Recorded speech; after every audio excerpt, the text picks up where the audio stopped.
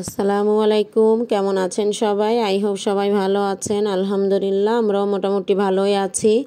আমি ফারজানা, নতুন দিনে নতুন আর একটি নিউ ব্লগ ভিডিও নিয়ে আবারও বরাবরের মতো আপনাদের মাঝে হাজির হয়ে গেলাম।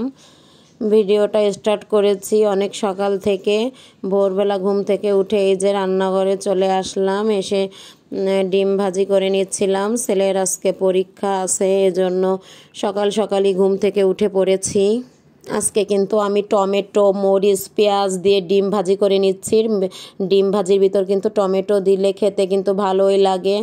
তো আমি আজকে এইভাবে ভাজি করে নিলাম। ধনিয়া পাতা দিলেও কিন্তু ভালো লাগে, ধনিয়া পাতা ছিল না, এই জন্য আর দেয়নি। তো যাই হোক, সকালে তাড়াহুড়া করে রান্না করতে চলে আসলাম। আজকে আমার ছেলের স্কুলে আর কি পরীক্ষা আছে, তো ভাবলাম যে তাড়াহুড়া করে তাড়াতাড়ি রান্না করে নিই, না হলে অনেকটা দেরি হয়ে যাবে। দেরিতে উঠলে পরে সকালে এই যে ডিম ভেজে নিচ্ছি, আর একটা সবজির মতো করে নিয়েছিলাম একটু ঝোল ঝোল করে। সেটা আর কি পুরোটা দেখাইতে পারিনি, কারণ দেরি হয়ে যাবে, এই জন্য ওইভাবে ভিডিও করতে পারিনি। যতটুকু পেরেছি একটু করেছি। তো এ পর্যায়ে এসে আমার আপু ভাইয়াদের উদ্দেশ্যে একটা কথা বলছি, যারা নতুন আমার ভিডিও দেখছেন, কোথাও যদি কোনো অংশ ভালো লেগে যায় প্লিজ ছোট্ট একটা লাইক দিয়ে ভিডিওটা কন্টিনিউ করবেন। আর যারা বরাবরের মতো আমার ভিডিওটা দেখেন তাদের অসংখ্য ধন্যবাদ। আর এই যে সবজির মতো করে নিচ্ছিলাম, এটা হচ্ছে কোনো মাছ দেয়নি, সকালে ভাতের সঙ্গে খাবো এই জন্য। এখানে ছিল ফুলকপি, গাজর, মূলা, টমেটো, এইগুলাই ছিল, আলু। তো এইগুলা দিয়ে একটু সবজির মতো একটু হালকা ঝোল রেখে আমি সকালে নাস্তার জন্য করে নিয়েছিলাম। তো সামিউলের বাবা অফিসে চলে গেছে, ছেলের পরীক্ষা স্কুলে দিতে যাব।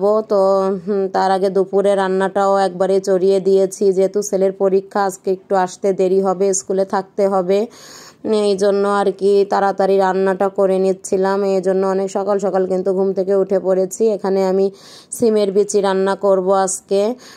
তো সিমের বিচির আজকে খোসা ছাড়িয়ে নিয়েছি, আজকে মাছ দিয়ে রান্না করব।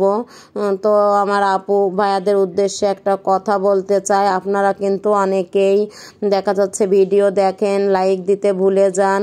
তো প্লিজ লাইকটা দিয়ে আপনার ভিডিওটা দেখা স্টার্ট করবেন, তাহলে পরে ভুল হয়ে যাবে না। অনেক সময় দেখা যাচ্ছে ভিডিওটা আমরা দেখা স্টার্ট করি, একটা লাইক দিই না, পরে দেখা যাচ্ছে কমেন্ট করে চলে যায়, লাইক দিতে মনেই থাকে না। আগে যদি লাইকটা দিয়ে রাখি এই ভুলটা কিন্তু হয় না, কারণ কমেন্টের সংখ্যা মোটামুটি যাই হোক না কেন, লাইকের সংখ্যা কিন্তু একেবারেই কম।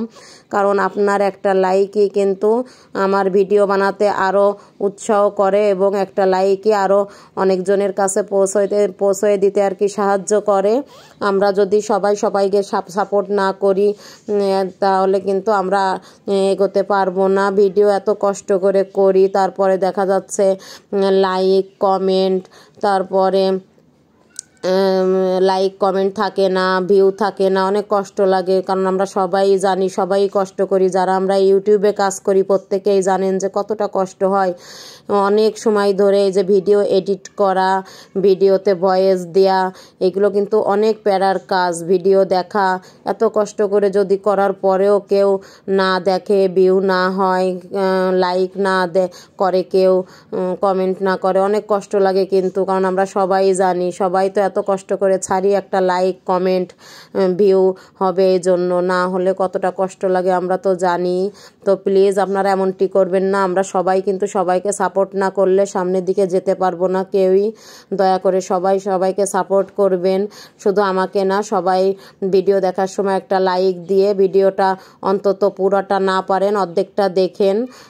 অনেকের দেখা যাচ্ছে 3টা-4টা মোবাইল আছে, আর যাদের একটা আছে তারা তো আসলে অতটা সম্ভব হয় না। যতটা সম্ভব কিছু কিছু আপুদের ভিডিও পুরোটাই দেখতে হয়, কারণ তারা দেখা যাচ্ছে আমার ভিডিও পুরোটা দেখে, প্রথম থেকেই আসে আর কি, অনেক সাপোর্ট করে, অনেক কমেন্ট করে। আর দেখা যাচ্ছে যারা নতুন ভিডিও দেখে কমেন্ট করে যায়, অর্ধেকটা কিন্তু দেখা উচিত। আমরা সবাইকে সাপোর্ট করব। এই যে আমার সিমের বিচিটা কিন্তু রান্না করা প্রায় হয়ে গেছে। আমি এই যে মাছ দিয়ে দিয়েছি।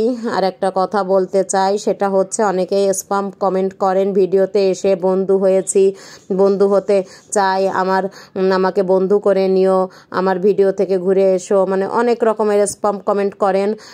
তো আগে তো জানতাম না যে এইগুলো ক্ষতি হয়, কিন্তু এখন ভিডিও দেখতে দেখতে বুঝে গেছি। তো প্লিজ আপনারা এইসব কমেন্ট করবেন না, কারণ আপনার ভিডিও দেখলে, আপনি যদি আমার ভিডিও দেখেন, আপনার কমেন্ট দেখলেই কিন্তু আমি আপনার চ্যানেলে চলে যাব, তখন দেখলেই বোঝা যায় যে আপনি আমার বন্ধু এখনও হননি। এটা লেখার কোনো দরকার নেই, প্রত্যেকেই কিন্তু বুঝতে পারে। তখন আপনাকেও দেখা যাচ্ছে 24 ঘন্টা পরে আপনাকে বন্ধু করে নিবে। তো আপনারা যেভাবে স্প্যাম কমেন্ট করেন, নিজেরও ক্ষতি, এটা আমার চ্যানেলের জন্য ক্ষতি। জেনে শুনে আপনারা প্লিজ এরকম কমেন্ট করবেন না। আর এই যে রান্না শেষ করে বাকি কাজ সেরে আমি এই যে সন্ধ্যায় একটু সিমাই পিঠা কেটে নিয়েছিলাম। এটা কিন্তু 2 দিন ধরে কেটেছি, কারণ আমি অতটা পারি না, এক্সপার্ট না। অনেক কষ্ট হয়েছে এই পিঠাগুলো কাটতে, 2 দিন ধরে কেটে তারপরে এই যে চলে আসলাম রান্নাঘরে। এখানে আমিও কেটেছি, আমার সামিলের বাবাও কিন্তু কেটে সাহায্য করেছে, দুজনে মিলে কেটেছি। ভিডিওটা ছিল কিন্তু পাচ্ছি না, হয়তো বা ডিলেট হয়ে গেছে, না হলে দেখাতাম যে সামিউলের বাবা কেটেছে অনেক সুন্দর করেই। তো যাই হোক, এখানে কিন্তু আমার 2 কেজি রস ছিল। এই রসটা কিন্তু আমি বাড়ি থেকে নিয়ে আসছিলাম, বাড়িতে যখন গেছিলাম তখনই নিয়ে আসছিলাম। তো 2 কেজি এই রস দেখেন আমি জ্বালিয়ে একেবারে হলুদ হয়ে গেছে, অনেকটা কমিয়ে নিয়েছি, প্রায় 1 কেজির মতো করে। পরে যে পিঠাগুলো দিয়ে দিলাম, পরে কিন্তু আমি এই রসের ভিতরে আবার দারচিনি, এলাচ, তেজপাতা সব দিয়ে নিয়েছিলাম। দিয়ে যে পিঠাগুলো দিয়ে পরে নারকেল দিয়ে নিচ্ছিলাম। পিঠাটা কিন্তু আমার মানে কি কম হয়ে গেছিল, আরও কিন্তু অনেক ধরতো, কিন্তু বুঝতে পারিনি। প্রথম রান্না করছি, কারণ সারা জীবন দেখা যাচ্ছে মানে এই পর্যন্ত বয়সে কোনোদিন আমি বানাইনি, ফার্স্ট বানালাম, এই জন্য একটু কষ্ট হয়েছিল। আর আগে তো দেখা যাচ্ছে বাড়িতে আমার আম্মাই বানাতো, মানে মা বানাই সবসময় খাইয়েছে, এখন তো আর সেইভাবে হয় না। তো যাই হোক, প্রথম বানালাম, তো আমার কিন্তু রসটা অনেক মিষ্টি ছিল। তো এর ভিতরে অল্প করে একটু খেজুরের গুড় দিয়ে দিলাম, কারণ বেশি একটা দেওয়ার দরকার হয়নি, কারণ আমার রসটা অনেক মিষ্টি ছিল আর অনেক ঘন করে নিয়েছি। আর এইগুলা কিন্তু নারকেল এই যে বড় বড় করে আর কি কুড়িয়ে নিয়েছিলাম, একটু ছিল, এই জন্য এরকম বড় বড় হয়েছে। তো যাই হোক, এই যে কিছুটা ঘন হয়ে এসেছে, খুব বেশিও কিন্তু মিষ্টি দেওয়ার দরকার হয়নি। তো যখন ঘন হয়ে আসবে তখন আমি নামিয়ে নিব, আমার কিন্তু আরও পিঠা ধরতো। তো যাই হোক, অনেক মজা হয়েছিল, খাওয়ার পরেই কিন্তু ভিডিওটা দিচ্ছি। এই যে দুধ থাকলে দুধ দিলে কিন্তু আরও মজা লাগে। এই যে এখানে আমি গুঁড়া দুধ দিয়ে দিয়েছিলাম, আমার গরুর দুধ ছিল না। তো দেখেন 2 প্যাকেট গুঁড়া দুধ গুলিয়ে দিয়ে দিয়েছি, কালারটা কিন্তু চেঞ্জ হয়ে গেছে। দুধ দিলে কিন্তু অসম্ভব মজা লাগে, আর এই পিঠাটা এমনিতেও অনেক মজা লাগে।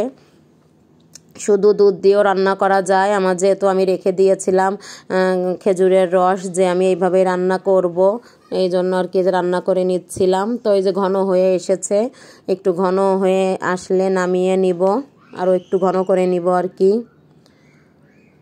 তো আজকের ভিডিওটা কেমন হয়েছে সবাই কমেন্ট করে জানাবেন। আর ভালো যদি লাগে আমার ভিডিওটা দেখে কোথাও কোনো অংশ ছোট্ট একটা লাইক দিয়ে ভিডিওটা কন্টিনিউ করবেন। আর দয়া করে আপনারা আমার ভিডিওর সঙ্গেই থাকবেন, ভিডিও দেখবেন, একটু সাপোর্ট করবেন, কারণ আমরা কিন্তু কেউ কাউকে সাপোর্ট না করলে সামনে এগোতে পারবো না, আমরা সবাই সবাইকে সাপোর্ট করব। তো এই যে কেটে দেখাচ্ছিলাম কতটা ইয়াম্মি হয়েছে, দেখেন অনেক টেস্ট হয়েছিল আমার এই পিঠাটা। ফার্স্ট বানালাম, মাশাল্লাহ মাশাল্লাহ অনেক ভালো হয়েছিল। এই যে কেটে দেখাচ্ছিলাম, দেখেন কতটা সুন্দর হয়েছে। পিঠাগুলো কিন্তু ছোট ছোট হলে আরও বেশি সুন্দর লাগে দেখতেও, মনে হচ্ছিল অনেক কেটেছি, পিঠাগুলো মানে অনেক হয়েছে এরকম লাগছিল। তো মাশাল্লাহ নিজের হাতে বানিয়ে খাওয়ার মজাই আলাদা।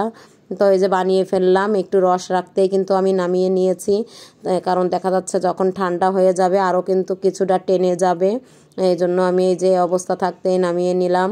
আমি একটু বাটিতে বেড়ে নিচ্ছিলাম, কারণ একটু সবাইকে দিব আর কি, 2 ভাবিকে দিব, পাশেরই থাকে তারা ফ্ল্যাটে।